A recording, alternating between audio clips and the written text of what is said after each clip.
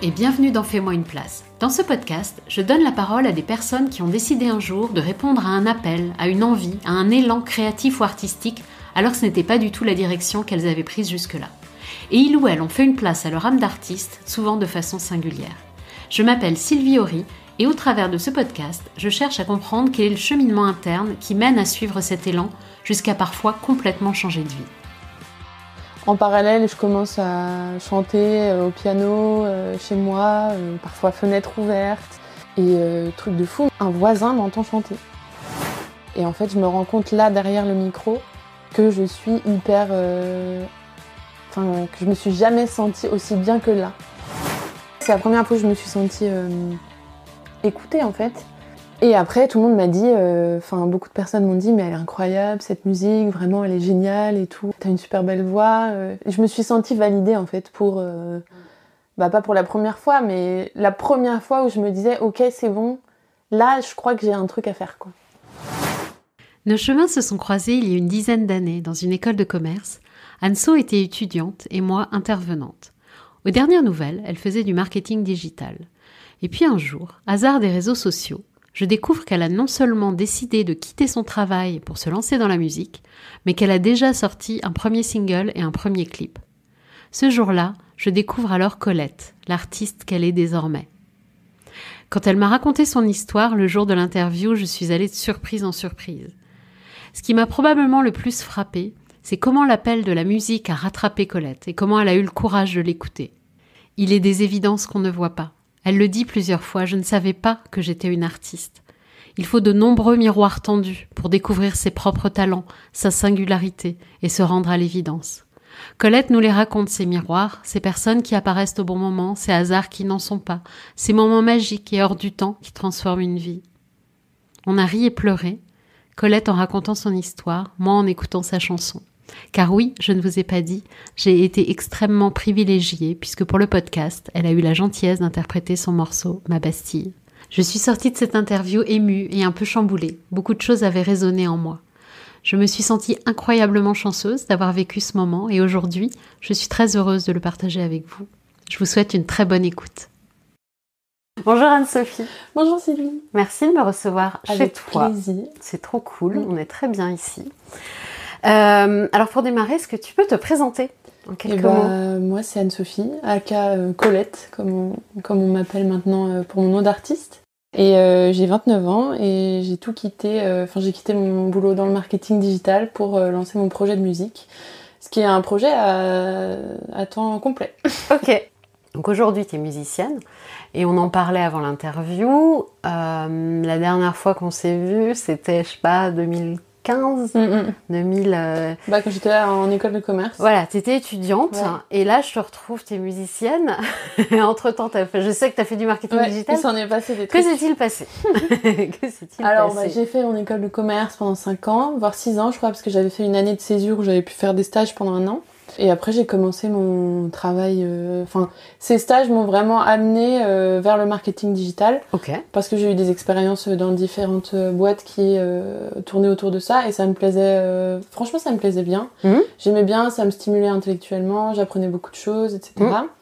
Donc je suis passée d'abord chez l'annonceur, comme on dit, donc dans des marques différentes, dans la cosmétique, dans les fleurs aussi, dans la livraison de fleurs. Et après je suis partie en agence de publicité pour mon premier CDI.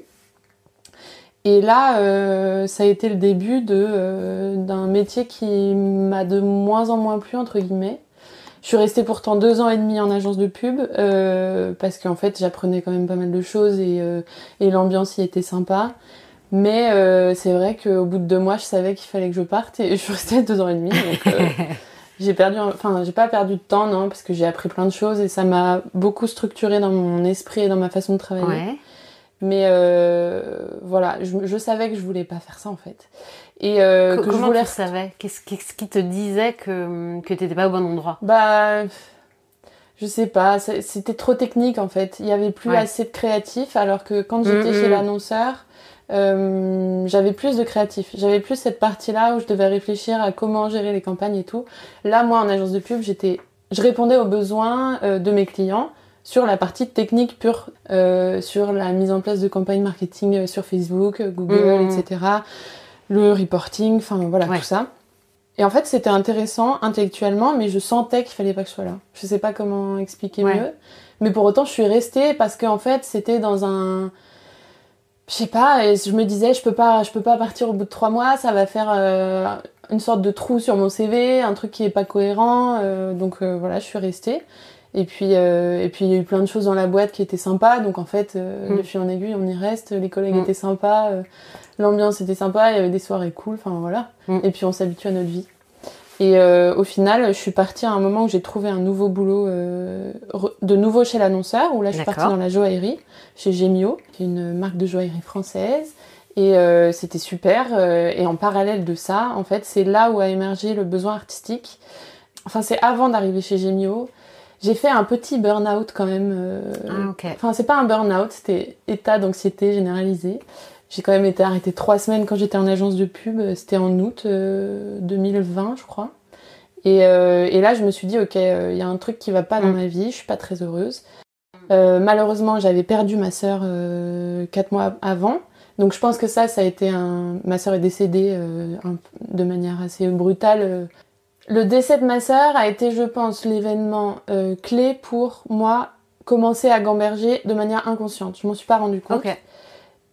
Parce que j'ai complètement été dans le déni de cet état dans lequel j'entrais. Moi, une semaine après le décès de ma sœur, j'étais au travail, à travailler, à essayer de penser à autre chose, quoi. Au travail, j'étais encore en agence de pub à ce moment-là. Et en fait, là-bas, ils ont été super cool. Ils m'ont dit, mais non, mais si t'as besoin de plus et tout, prends du temps. Pour autant, moi, j'avais pas envie de prendre de temps, j'avais envie de foncer pour ne pas réfléchir. Et en fait, ça m'a rattrapée. Et 3 mois plus tard, j'ai fait un petit burn-out, je pense. Je sais pas si c'est un burn-out ou un bore-out, comme on dit. Mais ça n'allait pas, il y a un truc qui allait pas. Voilà, il y a un truc qui allait pas. Et je m'en suis mon corps me l'a dit, je pouvais plus y aller. C'était physique, je ne pouvais plus aller au travail. J'étais complètement anxieuse, j'avais les larmes qui montaient alors qu'on était en réunion avec un client. Enfin, ça allait pas, quoi. J'ai dû aller aux toilettes me calmer. Et donc, je suis allée voir le médecin. Et puis, j'ai été arrêtée 3 semaines. Et pendant cette période-là, j'ai réfléchi à ce qu'il me fallait. Et je me suis dit, ok, il faut que je remette plus de musique dans ma vie. Ça faisait déjà 6 mois que j'avais commencé. Je m'étais acheté un piano pour me remettre à la musique. Parce que ça date de quand, la musique, dans ta vie ? Ça date très tôt. J'ai commencé quand j'avais 6 ans. J'étais en horaire aménagé, donc dans un primaire où on a moitié cours de musique, moitié cours classique scolaire, quoi. Et c'est là où j'ai commencé toute la partie apprentissage musical. Donc on commence par le solfège, on fait après de la chorale. Donc t'en as toujours fait, en fait. Donc quand je te connaissais en école de commerce, j'en ai fait. J'en faisais. Tu t'en faisais. Enfin, j'avais arrêté, mais arrêté quotidiennement d'en faire. Après, j'ai toujours été attirée par la musique. J'étais plus passée dans une phase passive de la musique où j'écoutais beaucoup, je cherchais, j'étais à l'affût des nouveaux sons et tout. Et voilà. Ok, donc là on revient, je t'ai coupé. Non mais désolée, c'est pas très chronologique. Non, mais on revient, donc la musique revient un peu, tu te dis il faut que je remette la musique dans ma vie. Exactement. Et en fait, la musique, elle avait déjà commencé à revenir dans ma vie juste avant le décès de ma sœur. Et c'est assez fou parce que tout est arrivé un peu à ce moment-là. Et du coup, de fil en aiguille, moi, en fait, c'est fou, mais quand on visualise quelque chose, ça arrive. C'est quand même vraiment... Enfin, c'est la vérité, quoi. Et je croise une copine qui est mon ancienne manager de quand j'étais chez Aquarelle dans la livraison de fleurs d'ailleurs. D'accord. Qui me dit mais moi je suis dans une chorale, c'est hyper sympa, viens tester. Et du coup j'y suis allée et j'ai passé une audition avec le chef de chœur, chef d'orchestre. Donc c'est avec l'orchestre du Palais Royal qui était très chouette. Et pour la première fois on me dit que j'ai une voix particulière, une très belle voix, etc. Moi, je savais pas. Non, je savais pas, moi. Mais parce que j'ai toujours fait de l'instrument, moi. J'ai fait de l'instrument, de l'orchestre. Je chantais pour moi, mais chez moi, mais jamais je chantais devant les gens, quoi. Et du coup, ce chef de chœur me dit ça, et je me dis, il doit dire ça à tout le monde. Voilà. Et du coup, je commence ce chœur, etc. En parallèle, je commence à chanter au piano chez moi, parfois fenêtre ouverte, et truc de fou. Mais ça, c'était pendant le confinement numéro 2 de novembre 2020, je crois. Ouais, 2020, ouais. Et pendant ce confinement-là, un voisin m'entend chanter. Pendant que j'étais au piano. Il me retrouve sur Facebook. Et ouais, vraie histoire. Il me retrouve sur Facebook et il m'envoie un message assez inquisiteur demandant est-ce que c'est moi qui chante à telle adresse. Et je lui réponds que oui. On commence à échanger par message. Et en fait, moi, à ce moment-là, je partais chez mon oncle et ma tante parce que c'était le confinement. Donc c'était là où je passais mes confinements. Et du coup, on échange par message et on se rencontre pendant le confinement, quand moi, je reviens pour passer des entretiens pour aller chez Gemio. En fait. D'accord, ok. Donc c'est comme ça que tout a commencé. On se rencontre, on discute. C'était un homme d'une 40-45 ans qui avait été producteur de musique et qui ne l'était plus, qui avait un peu switché. Et qui est complètement tombé amoureux de ma voix, en fait. Et donc... je vais chez lui faire des tests de voix. Lui, il avait un home studio, donc on fait des tests de voix avec micro et tout. Moi, je me dis, mais c'est dingue ce qui se passe. Enfin, je comprends pas trop. Toute ma famille était au courant, mes potes et tout. Enfin, tout le monde le savait. Et en fait, je me rends compte là, derrière le micro, que je suis hyper... Enfin, que je me suis jamais sentie aussi bien que là. Alors que j'avais super peur, j'étais hyper timide. Et en fait... lui, il était complètement fasciné par ma voix. Il me disait, mais il y a vraiment un truc, c'est dingue, t'es à 10% de tes capacités, etc. Et du coup, on a commencé à travailler ensemble. C'est-à-dire qu'il m'a dit, bah, écris un peu de ton côté. Là, pendant le confinement, moi, je suis repartie de Paris. Et donc, j'ai écrit un peu. Une chanson qui n'est pas encore sortie, mais qui a beaucoup évolué depuis, mais qui sortira bientôt. Et une chanson au sujet de ma sœur, d'ailleurs. Okay. Et en fait... là, moi, j'ai commencé à avoir un peu peur parce que c'est quelque chose qui... Enfin, sa proposition de travailler, d'aller voir dans des labels, etc. Parce que lui, il connaissait ce milieu. Et oui. Il connaissait des gens, il y allait, il m'envoyait des vidéos dans des maisons de disques, maisons d'enregistrement, enfin, là où il y avait de l'enregistrement et tout. Et en fait, c'était un rêve qui était ancré en moi, je le sais, c'est un rêve que j'ai toujours eu. Quand j'avais 7 ans, je voulais faire ça, et je le savais, quoi. Mais juste, il fallait que je me prépare psychologiquement pour le faire. Ouais. Et là, je pouvais pas le faire comme ça. Parce que ça aurait été trop vite. J'aurais pas été dans le contrôle. Or, je suis quelqu'un qui contrôle beaucoup les choses. Et je pense que j'aurais été dirigée artistiquement vers quelque chose qui me ressemblerait pas. Parce que je me connaissais pas à l'époque du tout. Je savais pas du tout qui j'étais. Déjà humainement, mais aussi artistiquement. Tu parles quand tu discutais avec ce gars-là, en 2020. Exactement.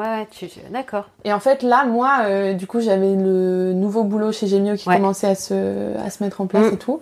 Et du coup, bah, j'ai dit à ce monsieur que je voulais arrêter et que je pouvais pas, quoi. Mais en fait, j'avais une forte anxiété à l'idée de travailler avec lui aussi. Je pense que je le sentais pas vraiment. Moi, c'était pas le moment et c'était pas la personne ni l'endroit, etc. Mais en tout cas, ça a fait revenir le rêve, ça a tout réveillé, quoi. Ça a tout réveillé, alors que c'était complètement endormi, mais depuis 20 ans, quoi. Donc, c'est assez fou. Donc moi, j'ai déménagé parce que j'ai quand même un petit peu flippé de cette histoire-là, parce que vous voyez, chez moi, enfin bref, j'aimais pas trop rester là, alors que j'étais super bien, j'étais à Montmartre, enfin c'était vraiment le quartier un peu artistique. En fait, j'étais dans ma bulle sans le savoir, dans un monde assez artistique, parce que moi, je savais pas que j'étais artiste à ce moment-là, quand je me suis installée là-bas. C'est incroyable. Du coup, j'ai déménagé et j'ai commencé ma nouvelle vie chez Gemio, avec nouvel appart dans le 9e, ce qui a très bien commencé. C'était super. Franchement, j'étais contente de retrouver le côté annonceur parce que vraiment, il y a un truc où j'avais plus de création, on me demandait plus de travail là-dessus, surtout en joaillerie en fait, parce qu'il y a besoin...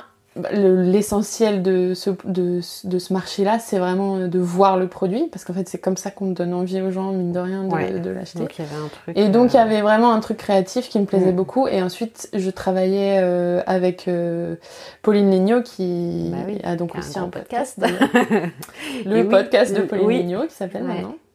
Et c'était ma manager directe. Et en fait, j'ai appris énormément à ses côtés. Ouais. Et il y a eu un vrai fit humain et professionnel en fait. Okay. Et du coup ça se passait très bien, on m'a même validé ma période d'essai en avance, tellement ça se passait bien quoi. Et toi, tu disais quoi par rapport à la musique? Du coup, tu t'es dit... j'avais mis le couvercle, quoi. Ah oui, d'accord. Bon, en fait, c'est pas pour moi. Je continuais comme ça. J'ai eu 3 semaines de pause entre Gemio et la fin de mon ancien boulot en agence de pub. Et du coup, pendant ce moment-là, moi, je suis partie en Bretagne, j'ai fait du piano, j'ai essayé de composer un peu. Parce que j'ai commencé à composer, du coup, au moment où j'ai rencontré ce voisin, en fait. Jamais j'ai composé avant.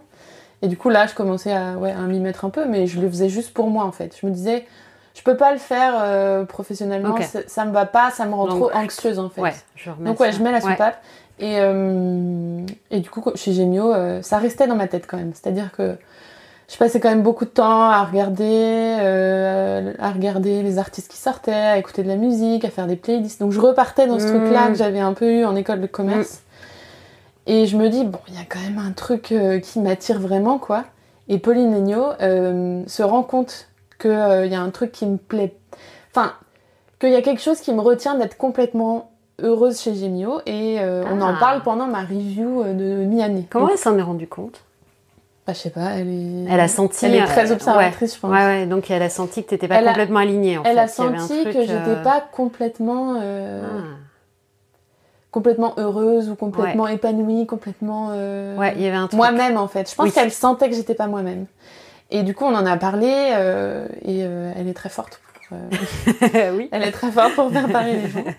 Et du coup, je lui ai raconté toute cette histoire que je viens de te raconter. Et en fait, à l'époque, c'était encore très frais dans mon esprit, donc j'étais encore très... c'était émotionnellement quelque chose qui me touchait beaucoup. Ouais.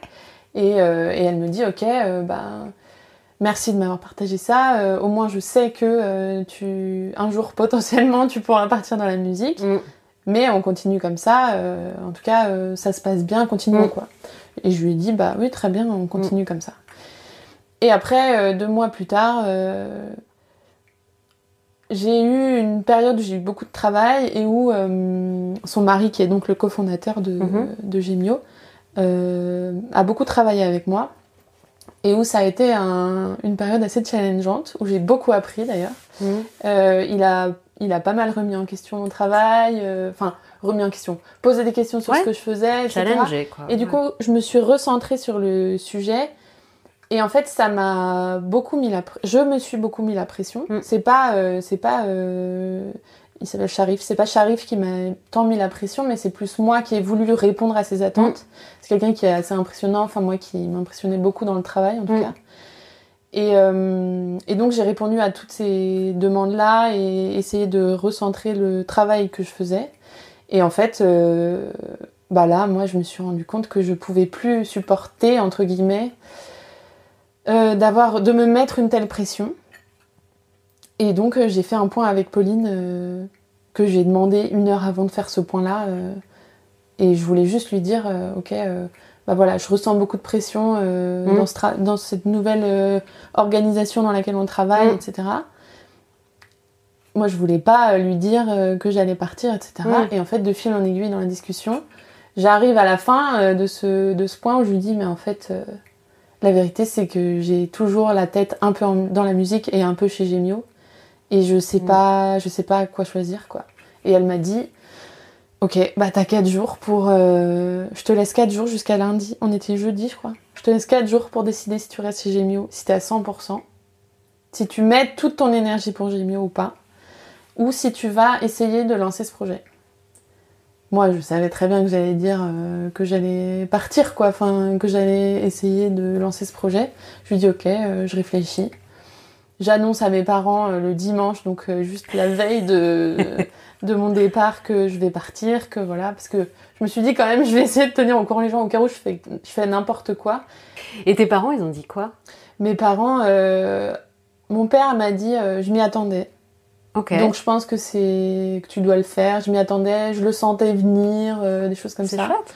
Et ma mère, elle a pas beaucoup parlé, mais c'est parce que c'est comme ça. Ouais. Et en même temps, elle me soutenait, ouais. Et du coup, le lendemain, je fais un point avec Pauline et je lui dis que j'ai décidé de partir. Enfin, vraiment, j'ai eu beaucoup de chance de tomber sur elle parce qu'elle m'a quand même permis d'oser, quoi. Ouais. Sans elle, de t'autoriser, en fait. À... Ah ouais. Je me serais jamais autorisée. Sans Pauline, je me serais jamais autorisée à faire ça. Non. Ah, c'est fou, hein. Et donc, ça, c'était en novembre ou octobre, je crois. Et je suis partie fin février. Ok. Donc, je suis quand même restée un petit moment. Ta mission, ouais, il y avait quand même pas mal de boulot à cette période-là, parce qu'avant Noël, c'est quand même une période marketing assez importante. Il y avait des grosses campagnes de pub qu'on mettait en place, donc c'était un moment crucial pour Gemio. Et puis même moi, j'avais pas envie de partir du jour au lendemain, quoi. Enfin, il fallait un peu de temps pour accepter l'idée. Ouais, surtout c'est que moi, ça, en fait. Je vais faire ça, mais je sais pas ce que je vais faire. Oui, quoi. donc tu disais j'y vais, mais je sais pas où je vais, en fait. Exactement. Et donc, février, je quitte Gemio, on me fait un pot de départ, je chante chez Gemio. Non, mais ce moment, c'était quand même génial. Je vais raconter cette petite histoire. Donc, il m'organise un pot de départ, vraiment trop sympa. Il y avait des petits cocktails et tout, c'était trop sympa. Tout le monde était en bas dans le salon, parce que c'était une sorte d'hôtel particulier, en fait, les nouveaux locaux de Gemio, c'était super sympa. Et du coup, on discute et tout. Et j'avais prévu, moi, Pauline me disait, tu vas nous faire une petite chanson. Donc moi, c'est la première fois que je chante devant mes collègues. Sachant que j'avais commencé à faire un open mic à Paris avant, depuis... ça devait faire 1 mois ou 2 que j'avais commencé. Et du coup, c'était quand même nouveau. Et j'arrive dans le salon avec ma guitare. Et la lanière n'était pas bien accrochée. Et ma guitare tombe devant tout le monde. Non, mais c'était très, très gênant. J'ai rougi comme pas possible, je pense. Et puis après, j'ai chanté ma petite chanson. Et tout le monde m'écoutait. C'était un moment très... Je m'en rappellerai, je pense, toute ma vie. C'était un moment très intimidant, en vrai. Mais c'était chouette. Et voilà, je suis partie, quoi. Et puis après, il a fallu organiser un peu tout ce...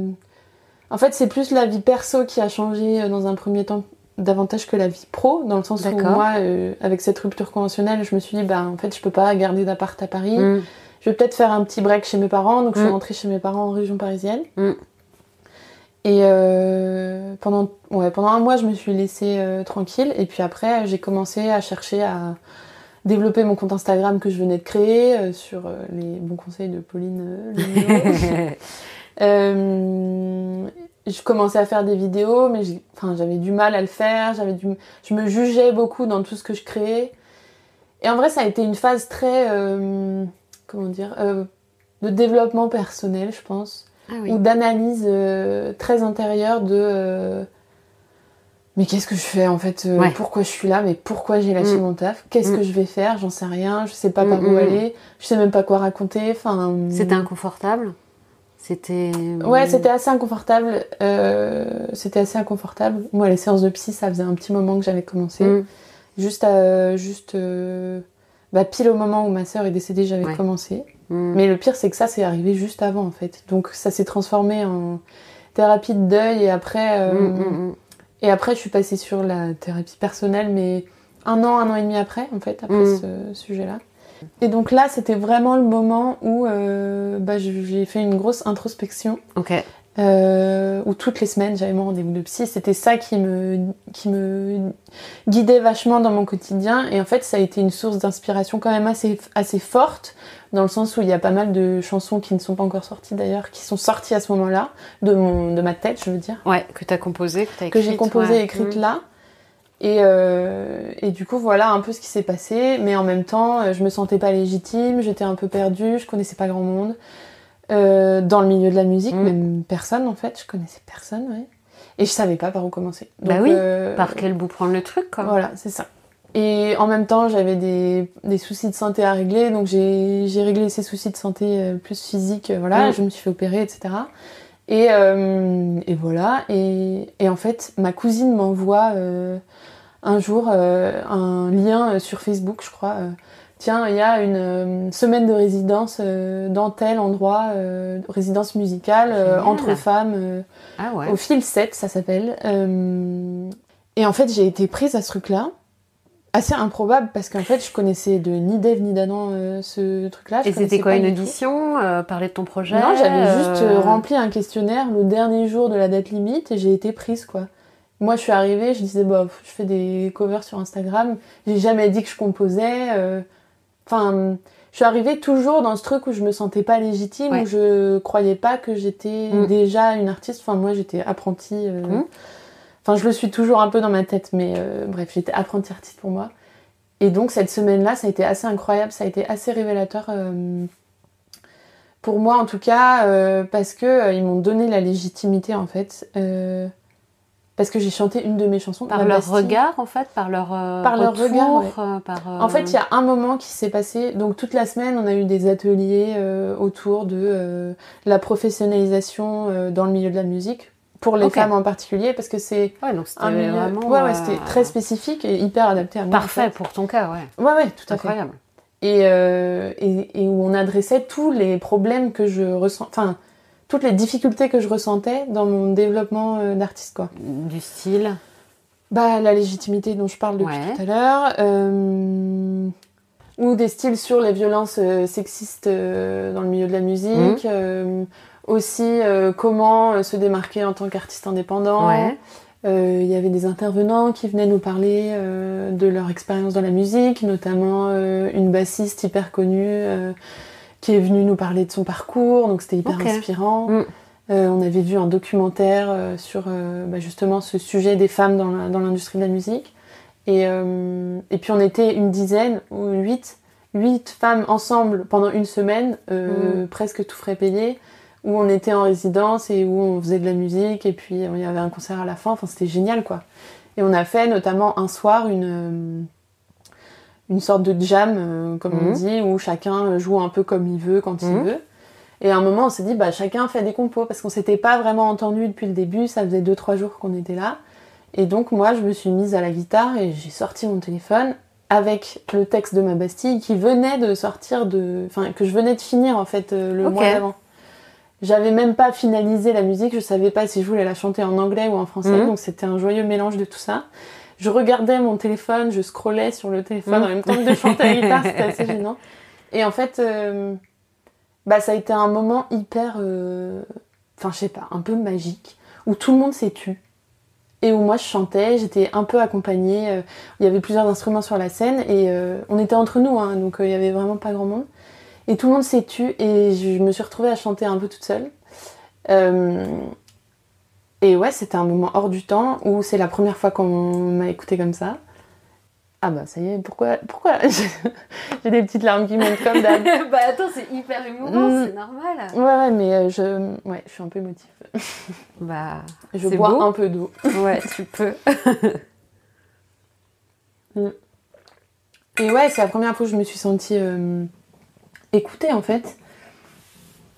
Et après, tout le monde m'a dit, beaucoup de personnes m'ont dit, mais elle est incroyable, cette musique, vraiment, elle est géniale et tout. T'as une voix, t'as une super belle voix. Je me suis sentie validée, en fait, pour... pas pour la première fois, mais la première fois où je me disais, ok, c'est bon, là, je crois que j'ai un truc à faire, quoi. Et du coup, c'était assez fou. Et ouais, c'est eux qui m'ont donné la légitimité. Ça, c'était en juillet 2022, du coup. Et en août, j'étais à fond chez mes parents, où je me suis dit, ok, je commence vraiment le projet et j'essaye d'avancer à tâtons. Et puis voilà, et j'ai commencé... et t'as fait quoi concrètement, justement, pour arriver? Parce qu'aujourd'hui, t'as un clip, t'as... Non, mais tu vois, c'est fou, t'as sorti un morceau. Qu'est-ce qui s'est passé? Comment? Parce que tu savais pas par où commencer, donc est-ce que cette résidence t'a donné des pistes ou... Ah oui, ça m'a donné des pistes. Déjà, ça m'a donné des contacts quand même. Après, je m'en suis pas servie tout de suite. Mais en fait, je pense que l'élément déclencheur, c'est moi qui chante ma Bastille pour la première fois. Une compo à moi pour la première fois devant des gens que je ne connais pas. Ça, c'est vraiment l'élément déclencheur. Et donc, j'ai commencé par travailler sur cette chanson-là. Parce que, en fait, j'ai eu la légitimité là-dessus. Je me suis dit, ok, cette chanson, elle est validée par tout le monde, je peux la faire. En fait. Donc, j'ai commencé à essayer de travailler en autoproduction. Sur mon ordi, j'ai sorti Logic Pro, j'ai essayé de comprendre comment ça marchait, sachant que j'avais déjà commencé avant en faisant des petites reprises sur Instagram et tout. Donc, j'y allais à tâtons. Et donc j'enregistre les guitares, ça me prend un temps fou parce que je suis pas du tout productive. Je prends un temps fou à faire un petit truc. À bien paramétrer le micro, etc. Je me rends compte que je suis quand même assez limitée parce que j'ai pas tous les plugins qu'il faut. J'essaie de regarder sur internet, sur YouTube, il y en a dans tous les sens. Et je me dis, je vais jamais y arriver, quoi. Et en fait, bon, je réussis quand même à définir l'ambiance que je voulais pour ma Bastille. Et ça, c'est une découverte aussi, dans le sens où moi, jamais avant, même si j'écoutais beaucoup de musique, je me posais pas la question de quelle est la direction artistique que les musiciens ont voulu donner. Et là, je commence à capter le truc de... oui, en fait, c'est ça, ils réfléchissent comme ça, et en fait, j'écoute des podcasts, enfin, je m'informe pas mal. Et je trouve l'ambiance que je veux donner, sauf que j'y arrive pas techniquement, quoi. Donc, voilà. Et en fait, en parallèle, avec mes potes, je commence à parler d'une idée de clip que je commence à avoir pour cette chanson-là. Et ouais, je commence à avoir une idée assez précise de ce que je veux, dans un manège.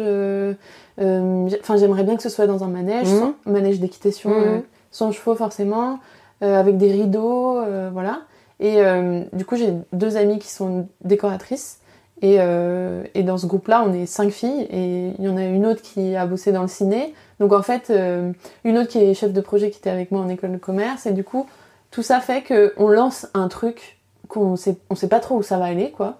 Mais on lance le projet de ce clip avec la déco, qui commence à bosser sur une direction artistique, en se basant sur moi, mes idées que j'ai données au début. Donc ces fameux rideaux, ce manège, ce cercle de lumière et tout, enfin voilà. Comment ça t'est venu, ça ? Aucune idée. Comme ça. Enfin, ouais, c'était dans ta... C'est venu, je sais pas. Okay. Mais c'est venu...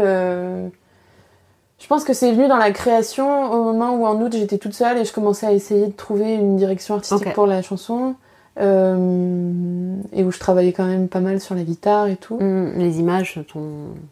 Ouais, les images sont venues et je sais pas, j'ai commencé à écrire des trucs. En fait, je me suis un peu lâché la grappe, comme on dit. Ah ouais. Et j'ai avancé sans réfléchir parce que normalement je réfléchis trop et du coup je ne fais rien parce que je me juge en avance, quoi. Je me dis... Enfin, je pense qu'il y a beaucoup de personnes comme ça, mais en tout cas, pour moi, c'est comme ça que c'était. Et là, je sais pas pourquoi, je me suis un peu lâché la grappe. Et j'ai avancé en croyant que ça n'allait pas vraiment arriver, en fait. Et au final, de fil en aiguille, en fait, le projet prend de l'ampleur. On parle à une copine d'une amie qui vient à une soirée réunion où elle croyait venir à une soirée. En fait, c'était un peu un traquenard, entre guillemets, parce que ma pote lui avait pas dit. Et en fait, elle voulait qu'elle vienne pour nous donner des conseils sur la partie un peu gestion de projet dans le ciné, enfin dans un projet en tout cas audiovisuel, quoi. Et donc, elle nous a aidés sans vraiment savoir qu'elle allait le faire.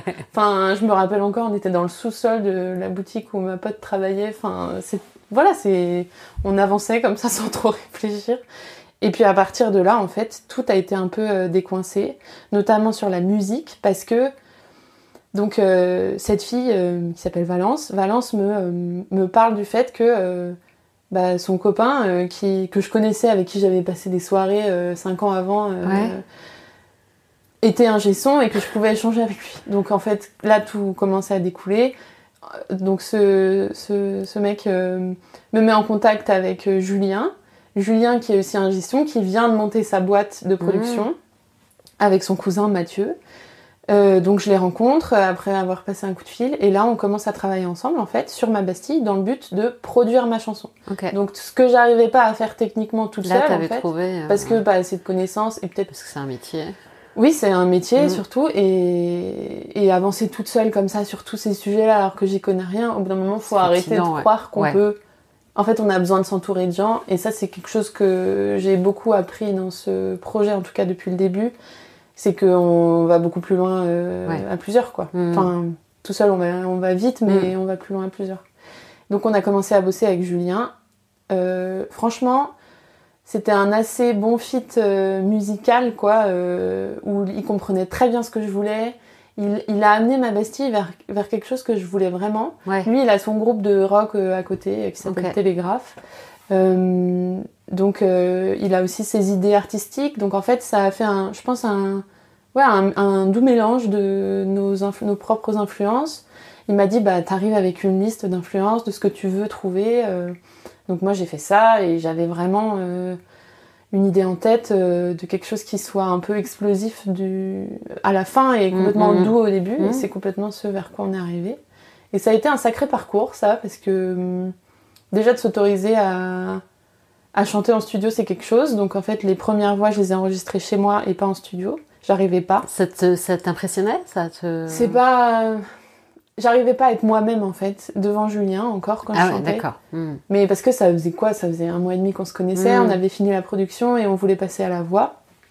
Et du coup, moi, j'avais acheté un micro assez bon, qui était certes moins bon que celui de Julien, mais... T'es plus à l'aise chez toi. Voilà, j'ai pu l'enregistrer chez moi, prendre mon temps, pour ne pas avoir l'impression de lui faire perdre trop de temps, etc. Et du coup, ouais, j'ai fait ça chez moi, et puis après, il a mixé tout ça, et voilà, la chanson était presque aboutie, elle n'était pas mixée ni masterisée au moment où il y a eu le tournage du clip, parce qu'en parallèle, je continuais de travailler sur ce petit clip. Improbable, parce que moi, je m'étais jamais dit que j'allais faire un clip. Je me rappelle encore de mon voisin qui me disait « va falloir faire des clips ». J'étais là « non, c'est pas possible ». Genre, ça, c'était un truc qui me faisait peur. Et là, je me retrouve à faire ça. Et du coup, toute cette organisation où j'ai vraiment mis un peu mes compétences de marketing... Enfin, pas marketing, mais plus gestion de projet que je les ai utilisées, quoi. Et avec mes amis qui m'ont aidée. Donc, chacune sur ses compétences, etc.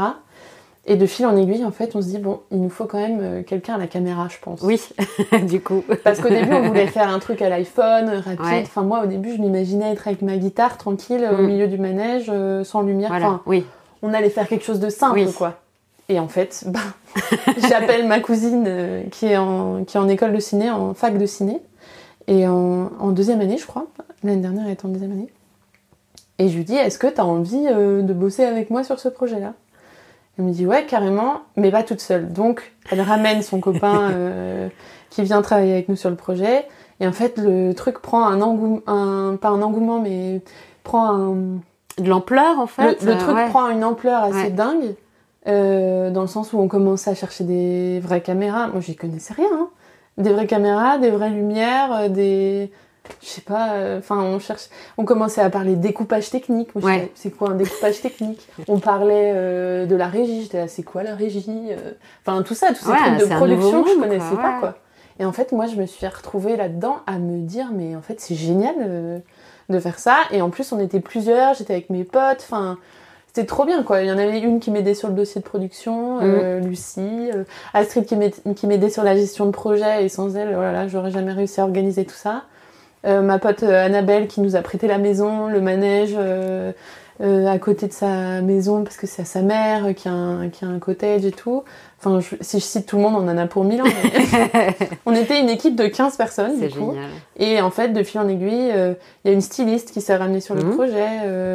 Il y a une maquilleuse qui a voulu venir, qui était une amie de ma coiffeuse, que je connaissais depuis mon ancien boulot quand j'étais dans les cosmétiques, qui avait été ma collègue, en fait. D'accord. Et ouais, c'est dingue, mais du coup, en 2 mois, on a préparé un tournage avec 15 personnes sur 4 jours, où il y a eu 2 nuits de tournage. Donc c'était 2 nuits.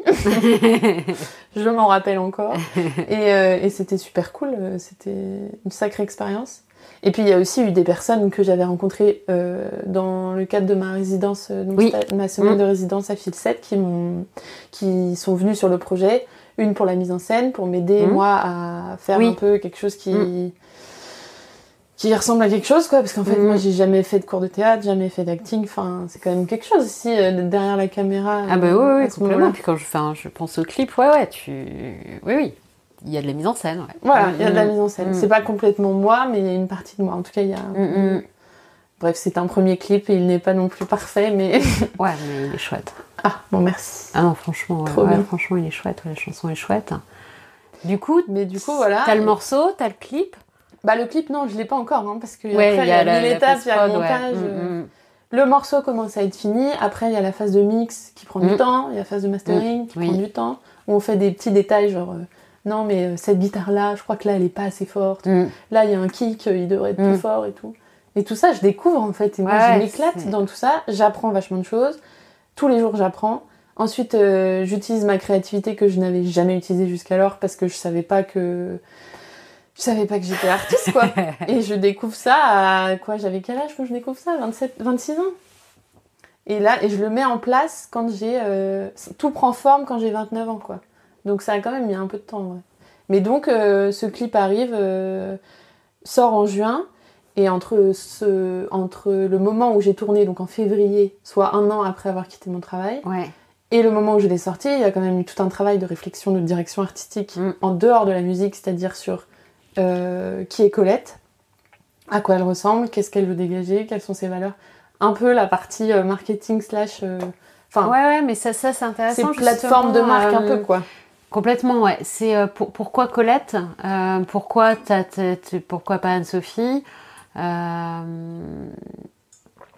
pourquoi Colette, surtout pourquoi un autre nom. Déjà pourquoi Colette, en fait ma grand-mère s'appelait Colette et elle avait un mode de vie, ou en tout cas une façon de vivre qui était, je trouve, très artistique dans sa façon d'être, dans sa façon de parler aux gens, dans sa façon sans pour autant être une artiste en tant que telle. C'était quoi, une certaine liberté, une certaine... Elle a toujours été très libre dans sa vie. Elle a cherché à être libre, à être assez indépendante. Elle faisait des petits dessins, des petits croquis. Sa mère était très artiste, en fait. Je pense que ça me vient de ce côté-là de la famille. Et du coup, c'était un peu un clin d'œil à ma grand-mère. Et en fait, j'avais décidé de prendre son nom avant qu'elle décède. Au moment où je me posais des questions chez Gemio, où je me disais je vais peut-être quand même créer un truc, et si je crée un truc je m'appellerai Colette. Mais sans vraiment y croire, quoi. Mais au final c'est ce qui est arrivé, et ce qui est fou, c'est que, enfin, en tout cas moi je le vois comme un signe. Alors on y croit ou on n'y croit pas, en tout cas moi ça me donne du courage. Ma grand-mère est partie au moment où, est décédée au moment où moi j'ai quitté mon travail et où j'ai lancé le projet Colette, quoi. Où j'avais lancé la page Instagram. C'était vraiment la même semaine, quoi. Et elle savait pas, elle avait pas trop compris que j'allais m'appeler Colette. Elle avait 97 ans, elle commençait à avoir plus trop toute sa tête, mais elle avait compris que je voulais être artiste et tout, et bref, elle est partie, et moi je me suis dit, c'est vraiment le bon moment, donc voilà pourquoi Colette. Et ensuite, pourquoi un autre nom ? Parce que je peux pas, en fait j'ai tellement de choses à réinventer en moi pour m'autoriser à faire ce projet-là, que je peux pas m'appeler Anne-Sophie, c'est pas possible. Et en plus j'ai jamais aimé mon prénom. J'aime que mon surnom, Anso, donc on peut continuer à m'appeler Anso.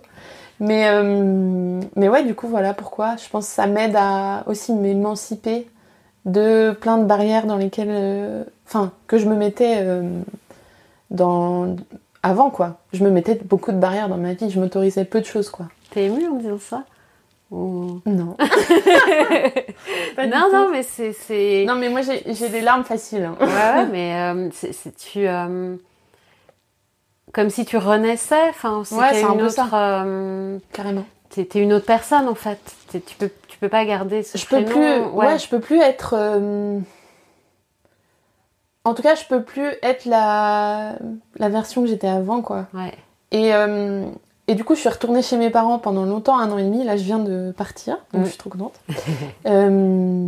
Mais pendant ce temps-là, c'était aussi dur, même si c'était super d'être accueillie par eux, parce que ça m'a permis de comprendre plein de choses sur moi et sur mon passé et sur pourquoi j'étais comme ça. Ouais, intéressant, ouais. En fait, toute cette introspection, je l'ai faite chez mes parents, et en fait, j'ai compris plein de choses sur mon enfance, sur la relation avec mes frères et sœurs, parce qu'on est 5. Enfin, on était 5. Ma sœur qui est décédée était handicapée, donc ça a eu un gros impact aussi sur moi, sachant qu'elle avait 4 ans de plus que moi, mais que moi je me développais plus vite qu'elle, parce que, il y avait plein de choses psychologiques à comprendre que j'avais jamais cherché à comprendre. En fait, moi j'avais foncé sur l'autoroute, école de commerce, travail, et en fait, là, je pense que c'est ça, en fait, mon projet. C'est juste... trouver qui je suis en me posant des questions sur mon passé, sur d'où je viens, et sur qui je suis vraiment au fond de moi, et m'autoriser à être moi-même. C'est surtout ça. C'est vachement dur. Mais en étant chez ses parents, il y a un truc où ça retient ces barrières-là. Enfin, ça les maintient, quoi. Et donc là, je pense que c'est parti pour 2023-2024. En tout cas, le projet... prend forme et a vocation à sortir encore plus là sur la fin d'année et début d'année prochaine. Ouais. Donc là, en fait, le single est sorti, c'est de l'autoproduction, comment ça marche vous avez... Là, c'est de l'autoproduction. Pour le moment, je suis toute seule. Alors, j'ai été aidée sur plein de points, donc sur la partie production. Je me suis entourée, en fait, de gens que j'ai pas grappillé, mais croisés sur mon chemin au fil de l'eau. Mais ouais, pour le moment, je suis toujours en autoproduction, Donc tu fais tout, parce que t'as pas de label qui va te faire connaître. Du coup, je fais le marketing. Le marketing, j'ai travaillé avec une ancienne cliente quand j'étais en agence de pub, avec qui on avait gardé contact, on avait vraiment accroché. Elle m'a aidée à travailler sur un peu définir l'identité de Colette et tout. Parce qu'en fait... ça, je m'en doutais pas quand j'ai commencé, mais pareil, en fait, on est obligé de créer une vraie identité, une vraie image, parce que sinon, il n'y a rien qui est cohérent, on comprend pas. Les gens, ils ont besoin de ça pour s'accrocher à un personnage artistique. Et même moi, ça me cadre vachement, parce que j'ai tendance à aller dans tous les sens, à vouloir raconter ci, ça, et au final, on comprend plus rien, parce qu'il y en a un peu dans tous les sens. J'espère que le podcast est clair, en tout cas. Jusque-là, c'est très clair. C'est super intéressant. Mais en fait, c'est facile aujourd'hui, entre guillemets, de sortir une musique en indépendant. Il y a un chiffre qui est intéressant pour donner conscience de ce marché de l'industrie de la musique. C'est qu'il y a plus de 100 000 titres par jour qui sortent dans le monde, sur les plateformes de streaming. Non. Plus de 100 000. Je crois qu'on est même à 130 000 par jour. C'est hallucinant. Mais moi, j'y crois pas à ce chiffre, mais en fait, il est vrai. Il est vrai, et du coup, ça fout un peu le vertige. On se dit, comment on fait pour émerger là-dedans, etc. Donc, en vrai, en autoproduction, je pense que c'est vraiment un challenge. En tout cas, moi, je le vis comme ça, et c'est vrai que c'est un challenge parce qu'on doute tout le temps. J'ai pas trop parlé de doute depuis le début, mais je peux te dire qu'il y a des doutes toutes les 2 heures, je pense. Donc voilà, mais en tout cas, 130 000 titres, c'est facile. Il y a des agrégateurs qui te permettent de distribuer ta musique sur Spotify. Je pense que c'est pareil pour les podcasts. Oui, c'est ce que j'allais dire, c'est pareil pour les podcasts. Tu payes 15 € par an et puis tu sors ce que tu veux sur la plateforme. Et en fait, tout n'est qu'en jeu de marketing aujourd'hui, mine de rien. Aussi triste que ça puisse être. Et en même temps, ça fait... c'est normal de devoir parler de son projet pour se faire connaître. Ouais, et en même temps, tu peux le sortir. Avant, si t'avais pas de label, tu n'existais pas, tu vois. Donc, c'est ça, exactement. Mais du coup, pour le moment, je suis toute seule, mais je cherche à m'entourer. Mais toujours pareil, c'est une question de s'autoriser à aller contacter des labels, à leur parler de mon projet, à moi croire en ce que je fais, à me dire que je vaux le coup d'aller voir un label, etc. Ouais, t'as déjà des retours sur la Bastille, sur ma Bastille. Ouais, j'ai eu pas mal de retours. J'ai utilisé un service, pareil, en autoproduction. Comment tu fais pour toucher de la presse ? Il y a un service qui s'appelle Groover qui permet en fait de payer au contact. Tu payes genre 2 € par contact, plus ou moins 2 €. Et donc tu définis un peu la cible que tu veux atteindre. Ça, je l'ai fait, mais en fait, il n'y a pas eu le retour que je voulais parce que c'était surtout des pros qui m'ont donné leur avis. J'ai eu des retours très positifs au niveau de la voix, au niveau... surtout au niveau de la voix, c'est très positif, donc ça, c'est chouette. Mais après, il y a encore des choses où j'ai à améliorer, tu vois, la clarté de mon projet. Et c'est normal, je pense que... Et tu vois, d'avoir sorti cette musique sans vraiment savoir si c'était bien, si ça avait du sens d'être en anglais et en français, ça me permet, moi, d'avoir des retours, d'avancer et de passer à l'étape suivante. Mais en fait, c'est quand même difficile de passer cette étape de sortie, cette première sortie. C'était pas évident. Intérieurement, c'était un moment il se passait quoi en fait le réactivation j'avais très peur du regard des autres. Surtout le clip en fait. Encore la musique, j'étais assez confiante en moi parce que je l'aime. Enfin. Ouais, tu peux dire que tu l'aimes bien. Je dirais pas que j'avais confiance en moi à 100%, mais en tout cas, j'étais fière de ce que j'avais réussi à faire. Le clip, tu te montres encore un peu plus. Et le clip, un cran au-delà. Non, mais le clip, je contrôle moins en fait. C'est-à-dire que la musique, tout est créé par... Enfin, non, j'ai travaillé avec Julien, mais entre guillemets, tout vient de moi. La composition, l'écriture, ce que je dis, ça vient de moi, etc. Alors que l'image, en fait, c'est aussi le regard que ma cousine et son copain ont donné. Bien sûr. Mais d'ailleurs, ça s'est super bien passé. Franchement, je suis trop contente du résultat. Et d'ailleurs, on travaille sur un 2e projet de clip ensemble qui va être super. Enfin, je pense que ça va être super. Mais du coup, ce regard-là, ça vient pas de moi, en fait. Et du coup, il y a quelque chose qui vient de l'extérieur que je maîtrise moins. Ok. Et aussi, dans les choix qu'on a fait au niveau du montage, dans le rendu des plans, il y avait un truc où on pouvait pas les refaire. Donc il y avait des moments où moi j'étais là, j'aime pas trop ce passage, ça va pas et tout. Donc là, c'est la seule chose qu'on a en fait. Donc ça force à sauter le pas. Mais ouais, intérieurement, je me sentais très vulnérable. Oui. Complètement à nu, alors qu'en fait, quand je le re-regarde maintenant, 2 mois après, je suis en mode, bof, il est sympa pour un premier clip quand même. Ça va. Je pense que je peux être contente de ce qu'on a réussi à faire. Et voilà. Et du coup, là, c'est quoi les prochaines étapes pour toi ? Les prochaines étapes, c'est la sortie de Ma Bestie en version complètement française. Parce que du coup, je me suis rendu compte quand même...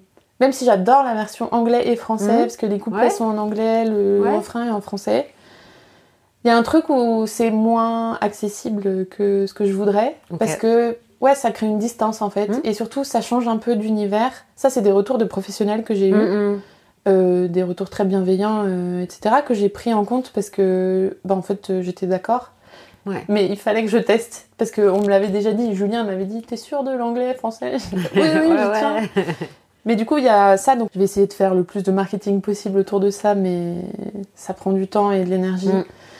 Pour le marketing, il faut affronter ses doutes. C'est là où c'est le plus dur pour moi, honnêtement, la partie communication, marketing. Et ensuite, j'ai pas travaillé que sur cette chanson-là, j'ai travaillé sur 4 autres titres qui sortiront au fil de l'eau sur 2023-2024. D'accord. Un deuxième clip pour une chanson qui devrait sortir en mars 2024. Une session live piano-voix qui va être enregistrée en septembre.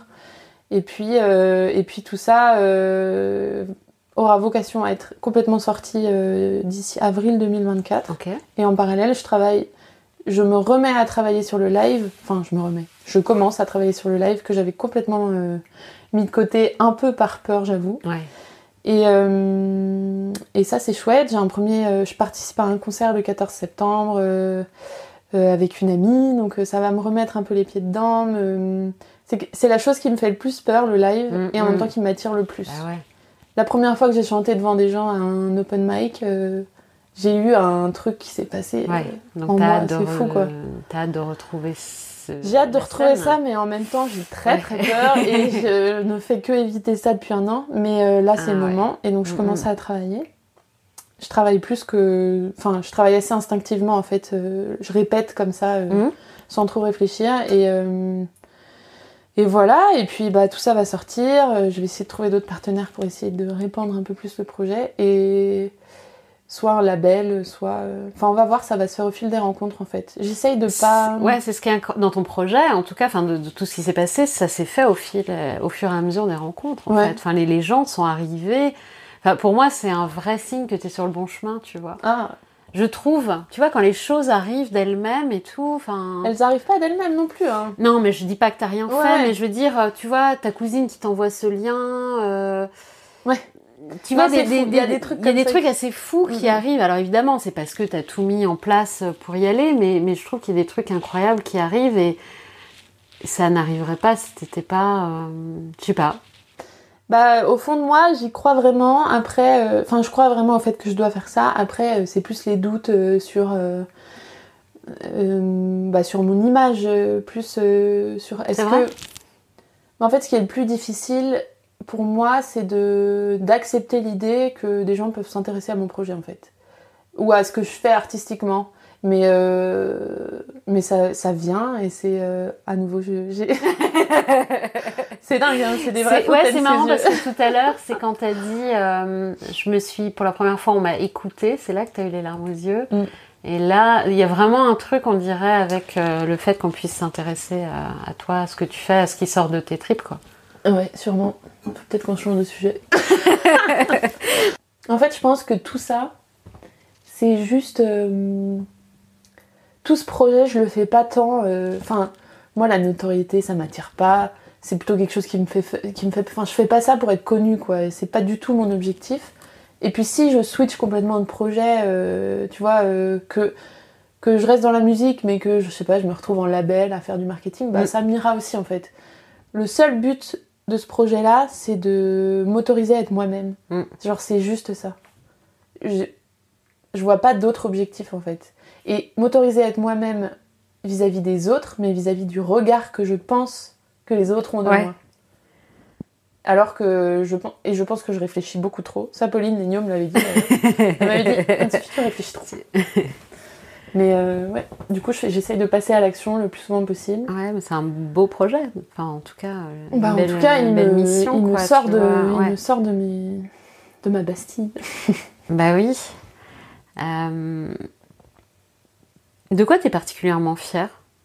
Bah, je suis fière d'avoir osé en sachant à quel point j'y croyais pas. C'est ça qui est fou. Enfin, je me rappelle encore, je partais de chez Gemio, mes collègues étaient hyper... je me rappelle de Lise, ma collègue, qui me disait « Non, mais c'est super et tout, ça va être trop bien, Colette. » Elle m'avait envoyé un mail sur l'adresse mail que je venais de me créer en mode genre, ce mail pour... je sais plus ce qu'elle mettait, un truc très encourageant. Et je me rappelle que je croyais rien de ce qu'on me disait, en mode « Mais oui, t'as une belle voix et tout. » Tout ça, j'y croyais pas au fond de moi. Fou. Mais... Et encore, j'ai du mal, en fait, maintenant, quand je fais écouter à mes potes mes musiques qui sont pas encore sorties. Par exemple, hier, j'ai fait écouter une musique qui va normalement sortir en octobre, qui me rend très vulnérable et que j'ai failli ne pas sortir d'ailleurs. Okay. Julien m'a dit, mais si on va la faire, ça allait bien. et en fait, même maintenant, je suis toujours en mode, ah bon, elle est super, mais t'es sûre ? Enfin, tu dis pas ça pour me faire plaisir. Je me dis toujours que la personne va dire ça pour, je sais pas, pour me faire plaisir. Mais pas que c'est vrai, j'y crois pas à 100%. Ça vient, et c'est pas une fausse humilité, hein. C'est pas du tout un truc... Enfin, mais je comprends très bien. Ça vient vraiment de moi, quoi. Mais je commence à comprendre, mais ça met du temps à gamberger là-haut. Mais du coup, je suis fière de ça, d'avoir osé sans y croire. Tu te considères comme une artiste aujourd'hui, ça y est ?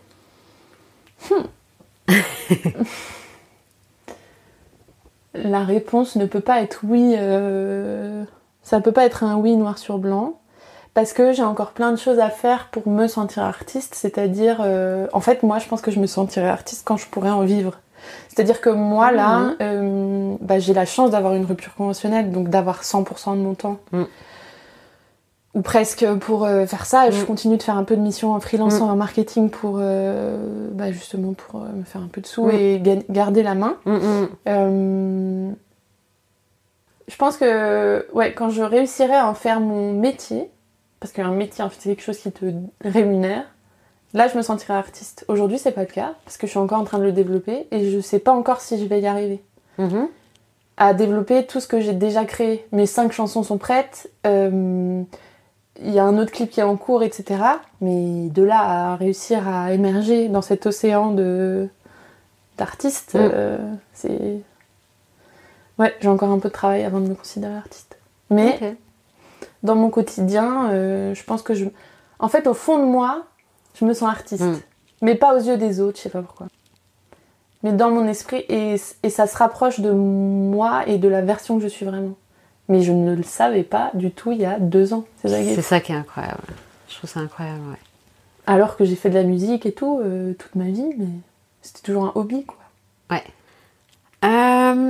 Qu'est-ce que tu recommanderais à quelqu'un qui entend...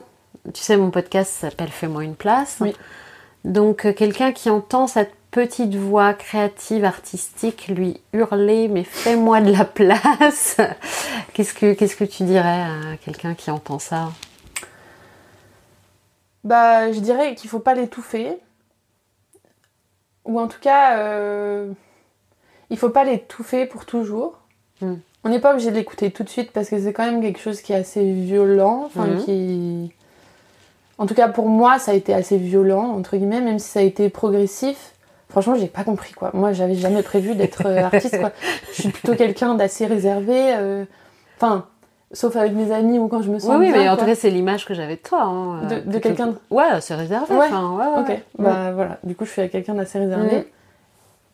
Mais ouais, je pense qu'il faut s'écouter sans trop s'écouter, entre guillemets. Et pourquoi je dis ça ? Parce que faut aussi se laisser le temps d'accepter ce concept, quoi. Parce que c'est aussi beaucoup présent dans la société aujourd'hui. Il y a tout le monde qui... Enfin, tu fais un podcast sur ce sujet-là aussi, et en fait, c'est révélateur de la société actuelle, où après le confinement, beaucoup de personnes se sont posées des questions. Ouais. Et moi d'ailleurs, c'était en plein dans ce temps-là. Et faut l'écouter sans trop l'écouter, ouais. Faut pas l'étouffer, faut prendre le temps, et faut réfléchir à comment on va s'y prendre, sans trop y réfléchir non plus. Moi, si j'avais trop réfléchi, je l'aurais jamais fait. Et je pense que j'aurais été malheureuse toute ma vie au fond de moi. Non, mais c'est vrai. Bah, ouais. Bah oui. Et Pauline Léniaud m'a libérée, quoi. Ouais. D'ailleurs, dans le clip, il y a plein de références à Géniaud, il y a des pierres par terre. Mais ouais, il faut réfléchir sans trop réfléchir. Il faut se faire confiance aussi, je pense. Ouais.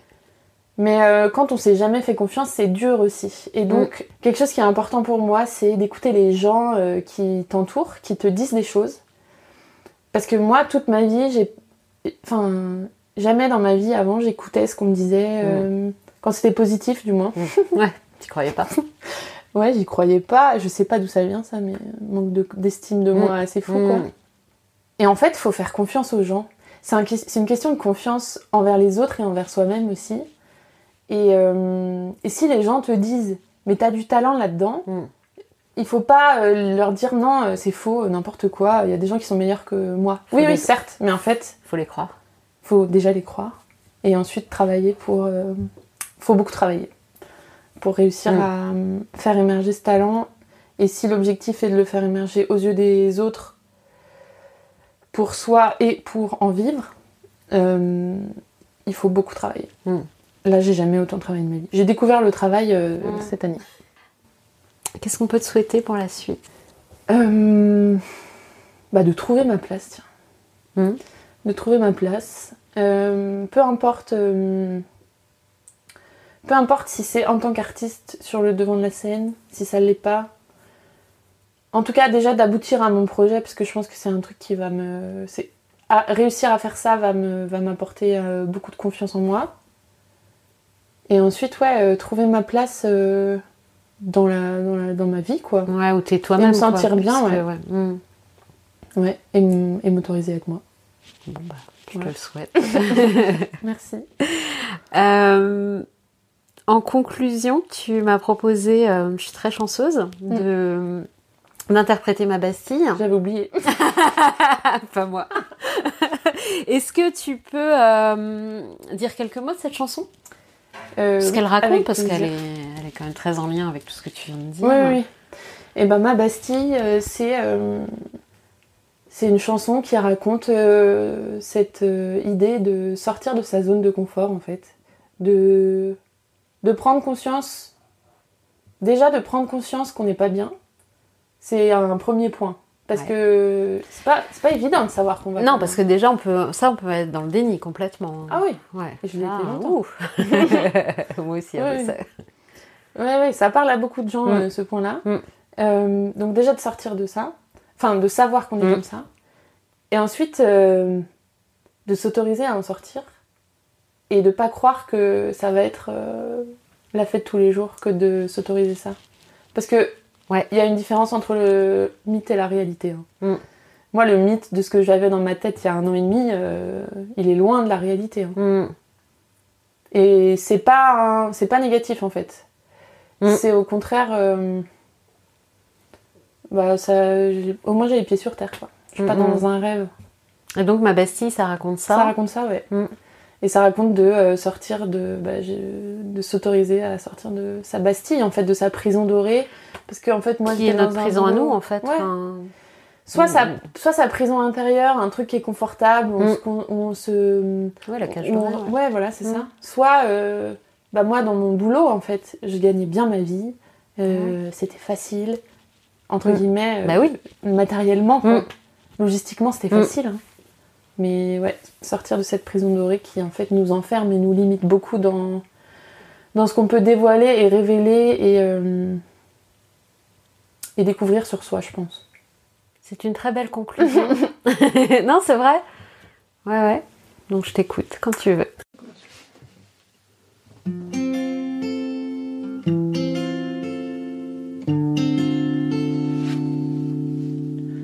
Longtemps caché dans une prison dorée, du soir au matin dans les bras de Morphée, loin de savoir que j'étais l'intrus et que mon âme s'était perdue. Jour après jour, guidée par mes peurs, je me noyais dans mon malheur et sans faire un bruit, je tournais en rond, les yeux maquillés de charbon. J'ai décidé de sortir de ma Bastille. Le temps est venu de ma révolution, de ma révolution, de ma révolution.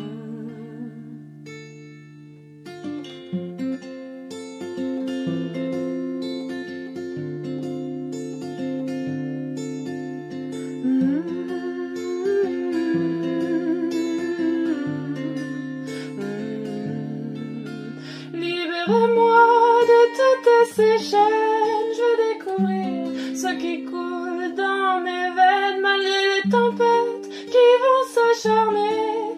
Je poursuivrai mon unique destinée. J'ai décidé de sortir de ma Bastille. Le temps est venu de ma révolution, de ma révolution, de ma révolution, de ma révolution, de ma révolution. Une fois libérée de tous mes fardeaux, des ailes ont poussé dans mon dos. Je peux pas m'envoler, on n'est pas dans un rêve.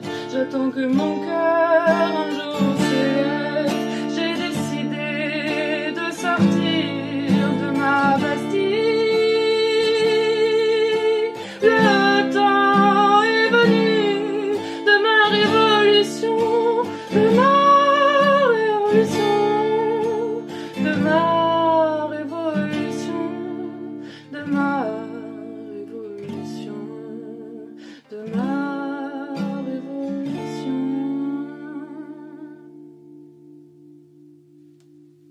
Je vous souhaite à chacun et chacune de faire votre révolution. Pour retrouver l'univers de Colette et suivre son aventure musicale, vous pouvez vous abonner à son compte Instagram, c'est Colette, COLE2TE.musique. Merci d'avoir écouté cet épisode. Partagez-le si vous pensez qu'il peut faire du bien à quelqu'un que vous connaissez. À bientôt!